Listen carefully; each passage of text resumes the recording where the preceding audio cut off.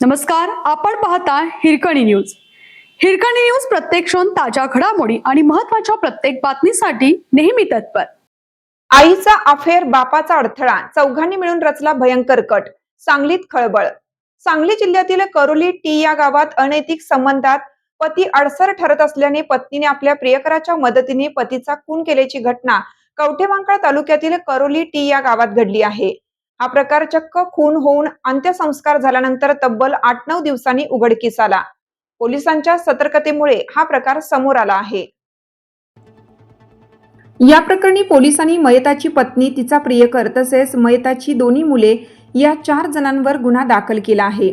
भारत इराप्पा करपे वय 58 असं खून झालेल्या पतीचं नाव आहे, तर पत्नी नीलाबाई भारत करपे वय 50 आणि तिचा प्रियकर बाबाजी गोविंद करपे वय 42, मनोज भारत करपे, अनिकेत भारत करपे असं संशयित आरोपींची नावे आहेत. नीलाबाई करपे व बाबाजी करपे यांचे अनेक दिवसांपासून अनैतिक संबंध होते.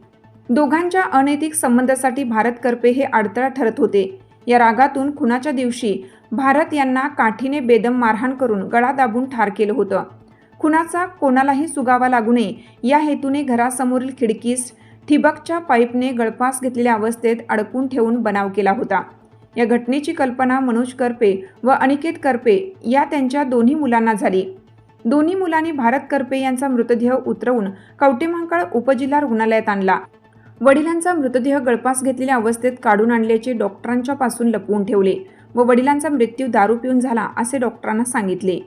दरम्यान डॉक्टरांनी विच्छेदन करण्याचा सल्ला दिला, मात्र त्यांनी तो न ऐकता वडिलांचा मृतदेह करोली टी येथे घेऊन गेले व नातेवाईकांना बोलावून मृतदेह जाळून अंत्यविधी उरकण्यात आला. या प्रकरणी पोलिसांनी मयताची पत्नी, तिचा प्रियकर व दोन्ही मुलांच्यावर खून करून मृतदेह नष्ट केल्याप्रकरणी गुन्हा दाखल केला आहे. आपल्या हिरकणी न्यूज चॅनलला लाईक करा, शेअर करा आणि सबस्क्राईब करायला विसरू नका आणि रहा अपडेट.